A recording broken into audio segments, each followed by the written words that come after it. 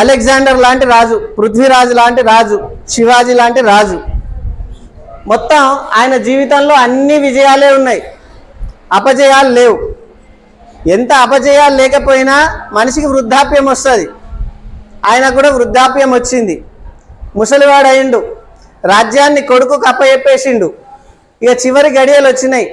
ఆయనకు అర్థమవుతుంది, నేను ఎక్కువ కాలం బతకనిగా, కొన్ని గంటల్లో లేదా కొన్ని రోజుల్లో నేను చచ్చిపోతాను అనే విషయం ఆయనకు అర్థమైంది. చిన్న భార్యను పిలిచిండు. 4 భార్యలు ఆయనకి. దశరథుడికి 3 భార్యలు అయితే ఈయనకు 4 భార్యలు. చిన్న భార్యను పిలిచిండు. ఎందుకు పిలిచిండు? ఎవరికైనా చిన్న బిడ్డ, చిన్న కొడుకు, చిన్న భార్య అంటే, ఇప్పుడు చిన్న భార్యలు లేరు, పెద్ద భార్య లేరు, కానీ చిన్నలు అంటే కొంచెం ప్రేమ ఎక్కువ ఉంటుంది, చిన్న భార్య మీద ప్రేమ ఎక్కువ ఉంటుంది. ఆమెను పిలిచిండు. ఆమెతోనే టైం స్పెండ్ చేయాలనుకున్నాడు. పిలిచి, ఏమా, నేను నాకంటే ఎక్కువ నిన్నే ప్రేమించిన, ఎవరు వచ్చినా నిన్నే చూపెట్టిన, నేను ఏది ఆలోచించినా నీకోసమే ఆలోచించిన. ఈరోజు నేను చనిపోయే స్థితిలో ఉన్నా, నాతో పాటు నువ్వు వస్తావా అని అడిగిండు చిన్న భార్యను. ఏమంటది ఆన్సర్? సాధ్యమవుతుందా? నేను రాను. ఏమైనా బొంబాయి అనుకున్నావా? బొంబాయికే రాను, నీతో నేడికి వెళ్ళొస్తా అన్నది. నేను రాను అని ఊరుకోలేదు. రాను అని ఊరుకుంటే బాగుంటుండే, కానీ రాను అని ఊరుకోకుండా ఏమన్నది, పిచ్చోడుగా నువ్వేమన్నా, నేను ఇంత యవ్వనంలో ఉన్నా, ఇంత అందంగా ఉన్నా, నేను వేరే వాళ్ళ తోడు లేకుండా నేను బతకలేను, నువ్వు చచ్చిపోయిన మరుక్షణం నేను ఇంకో దగ్గరికి పెళ్లి చేసుకొని వెళ్ళిపోతా అని అన్నది. నువ్వు చచ్చిపోయిన మరుక్షణము నేను ఇంకొకరిని పెళ్లి చేసుకొని వెళ్ళిపోతా అని అన్నది. వీడి ప్రాణం ఇప్పుడే వెళ్ళిపోయింది. అరే, ఎవరు వచ్చినా నా చిన్న భార్య అని చూపెట్టినా, నిన్ను అభివృద్ధి పరచడం కోసం, నీకు సుఖాన్ని అందించడం కోసమే నేను ప్రయత్నం చేసిన. ప్రతి ఒక్కరికి నేను ఎంతమందికి తెలుసో అంతమందికి నువ్వు తెలుసు. ఇది నా చిన్న భార్య, ఇది నా చిన్న భార్య, ఇంత అందంగా ఉంది అని ఏదేదో చెప్పుకున్నా నేను. అట్లాంటి నువ్వు నన్ను విడిచిపెట్టి చచ్చిపోయిన మరుక్షణము ఏమాత్రం దయా దాక్షిణ్యం లేకుండా వేరేటోని చేసుకుంటావా అని చెప్పేసి అనుకున్నాడు. బాధపడ్డాడు. నువ్వు వెళ్ళిపో అని చెప్పేసి పంపించేసిండు. తర్వాత అప్పుడో ఇప్పుడో కొంచెం సమయం ఇస్తాడు. 3వ భార్యను పిలిచిండు. 3వ భార్యను కూడా కొంచెం ప్రేమగానే చూసుకునేది. ఈ భార్య కంటే ఈమెకు కొంచెం తక్కువ సమయం ఇచ్చేది, కానీ ఇంపార్టెంట్ సమయం ఇచ్చేది. అంత బాగుందా అని ప్రతిసారి అడిగేది, క్షేమాన్ని కోరుకునేది. నువ్వు క్షేమంగా ఉన్నావా అని చెప్పేసి. ఏమన్నా అయితే విలవిల్లాడిపోయేది. ప్రతిరోజు సమయం ఇచ్చేది. పిలిచిండి ఈమెను. నేను ఇట్లా చచ్చిపోతున్నా, నాతో నువ్వు వస్తావా అని. ఈమెన్నది, నేను రాను, కావాలంటే నీ చితి దాకా వస్తా, ఇంత బతిలాడుతున్నావు, నాకు సమయం ఇచ్చినావు కాబట్టి నీకు చితి దాకా వస్తా, నీ కపాల మోక్షం జరిగేదాకా నీ దగ్గర ఉంటా, అయిన తర్వాత నెత్తి మీద నీళ్ళు చల్లుకొని ఇంటికి వెళ్ళిపోతా, నేను మాత్రం నీతో రాను అని చెప్పేసి. ఇంకా గుండెలు పగిలిపోయినాయి. అరే, ఈమె కూడా రాదా నాతోనే అని బాధపడ్డాడు. తర్వాత 2వ భార్యను పిలిచిండు. వీళ్ళకంటే తక్కువ సమయం ఇచ్చిండు, కానీ ఈమె కావలసిన వసతులు అన్నీ కల్పించిండు. ఇల్లు ఇచ్చిండు, ఫుడ్ ఇచ్చిండు, ఓకేనా, ఏమేమి అవసరాలు ఉన్నాయో అవసరాలన్నీ తీర్చిండు. దేనికి లోటు రాకుండా చేసిండు. సమయం ఒకటి ఇయ్యలే. ఈమెను పిలిచిండు. ఏమే, నేను చచ్చిపోతున్నా, నువ్వు వస్తావా? ఈమె కూడా నేను రాను అన్నది. అనేమన్నది, నువ్వు ఇంత అడుగుతున్నావు కాబట్టి, నాకు అన్ని వసతులు సమకూర్చినావు కాబట్టి, నీకోసం ఒక 11 రోజులు బాధపడుతూ సంతాప దినాలు ప్రకటిస్తా.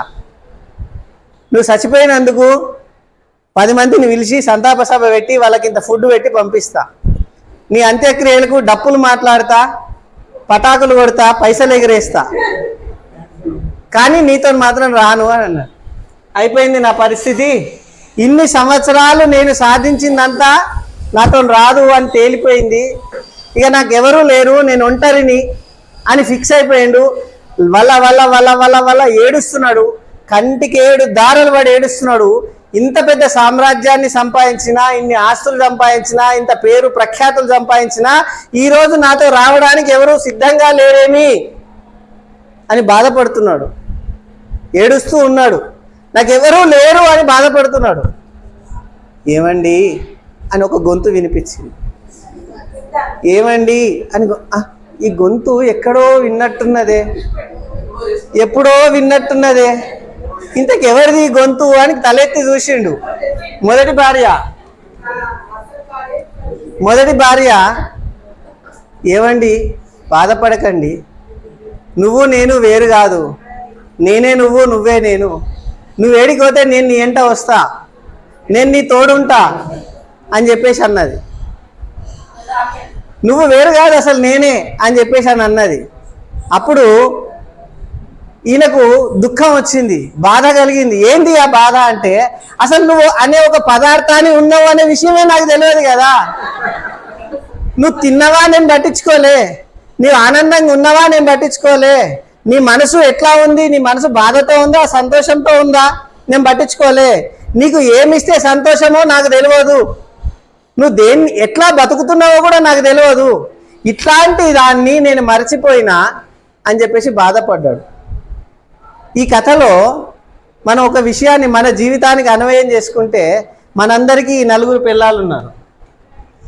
ఏ సార్ మేము ఆడెళ్ళం ఉన్నాం, మాకు పిల్లలు ఏంది అనదు.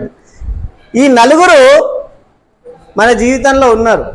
ఒక్కసారి మన జీవితానికి అన్వయం చేసుకుంటే 4వ భార్య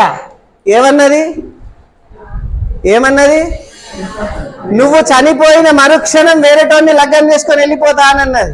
ఏంది ఆ 4వ భార్య?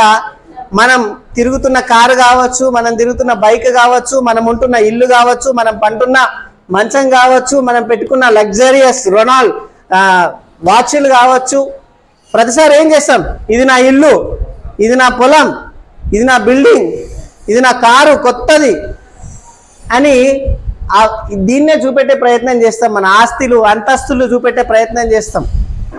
కానీ మనతో వస్తుందా? దింపుడు గల్లం కాడ దించి ముక్కు పోగులు ఉంగరాలు వెళ్ళకపోతే ఏలు కట్ చేసి అయినా సరే తీసేసుకుంటాం.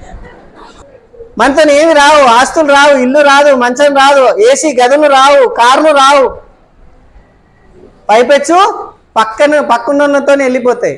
ఇమ్మీడియట్గా ఆస్తి ఇంకోటి పేరు మీదకి మారిపోతుంది. నువ్వు పడుకున్న మంచం మీద ఇంకోటి వచ్చి పడుకుంటాడు, నువ్వు పెట్టుకున్న వాచ్ తీసుకొని ఇంకోటి పెట్టుకుంటాడు, నువ్వు తిరిగిన కారులో ఇంకోటి తిరుగుతాడు, మరుక్షణం నిన్ను దూరం చేసుకొని వెళ్ళిపోతుంది. ఇక 3వది మన దోస్తులు, క్లాస్మేట్స్, జాన్ జబ్బర్ దోస్తులు. వీళ్ళకు కూడా టైం ఇస్తాం. చిన్న టైం దొరికితే రారా సిట్టింగ్ వేద్దాం, నాడు ఈ ఊరికి పోయేద్దాం, ఈ యాత్రలు తిరిగేసి వద్దాం, ఈ గోవా పోయేద్దాం, ఊటీ పోయేద్దాం, ఫ్రెండ్స్తో తిరుగుతాం, ఫ్రెండ్స్కి చాలా వాల్యుబుల్ టైం ఇస్తాం. కానీ వాళ్ళు వస్తారా? రారు. ఏడుదాకా వస్తారు? శ్మశానం దాకా వచ్చి నెత్తి మీద నీళ్ళు చల్లుకొని వెళ్ళిపోతారు. టైం లేదు, స్కూల్ హాలిడే లేదు, పొద్దున్నే స్కూల్ టైం కాకముందే శవాన్ని ముఖం చూసి వెళ్ళిపోతారు స్నానం చేసి. రెండోది ఏంది, మన అన్నదమ్ములు, కుటుంబ సభ్యులు, భార్యా పిల్లలు ఏం చేశారు? 11 రోజులు సంతాప దినాలు ప్రకటిస్తారు. సృష్టి ఉంటుంది, ఇంట్లో కూర్చుంటారు, డప్పులకు, శ్మశానానికి, దినాలకు, శ్రాద్ధ కర్మలకు డబ్బులు ఖర్చు పెడతారు. కానీ మనతో రారు.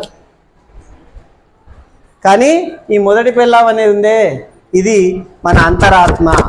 ఏ ఆత్మ ఈ శరీరంలోకి వచ్చిన కారణంగా మనం మనుషులమయ్యామో, ఏ ఆత్మ పరమాత్మ నుంచి విడిపడి మన శరీరంలోకి వస్తే మనం మనిషిగా మారామో, ఆ ఆత్మనే పరమాత్మ మన లోపల ఉంది అనే విషయం మనం మర్చిపోయినాం.